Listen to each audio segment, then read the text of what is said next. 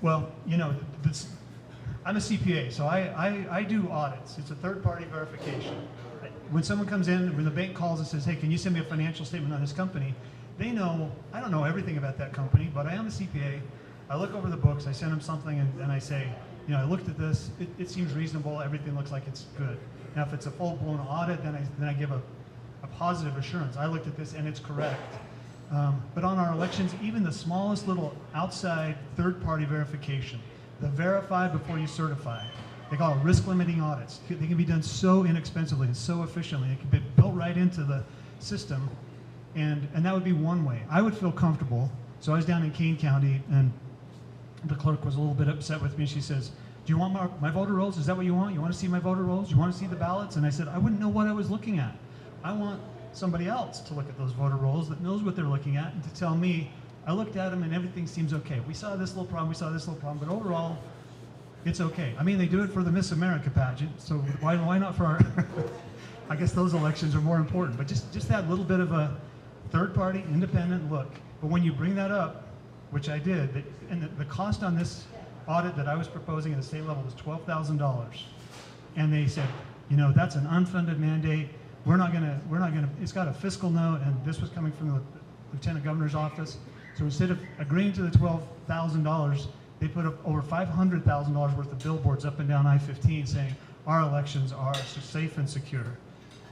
I think it was the same company that they took down the vaccines are safe and secure and put our elections are safe and secure. So from my standpoint, there's a lot of things that we could do. The minimum one would be that just a hint of a third-party external view that could come in and look at that system and say, we could do this better, and make it what they call risk limiting. So before that county certifies the election, somebody's looked at that and said, oh, whoa, wait. So we take a list of precincts in Salt Lake, and we get the number of registered voters, and then we get the votes that are cast by precinct, and we run those down. And you divide column A by column B, and it says, oh, well, this precinct had, a 30% turnout, this one's 60% turnout, this one's 90% turnout. It's like, wow, that's pretty good. Then this was 280% turnout.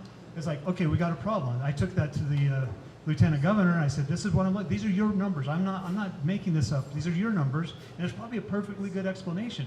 But I said, it's showing 280% turnout. She said, how is that even possible? And I said, that's the right question. If you would give me access to the voter rolls, which I'm entitled to as a legislator, I could actually do a little bit more thorough analysis, or let me go sit down with your election people and have them do this.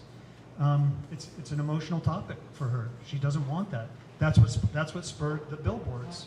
I'm not saying Phil Lyman spurred the billboards, but maybe, because that's when they all started popping up. And it did spur a op-ed from the governor saying people who question the elections are playing a very dangerous game. I don't know what that means. Yeah, that's what, and that kind of response, for some people they might say, oh, well, that's a threat, I'm going to get out of this. For me, I don't take to those things too kindly, so I double down and I keep pushing.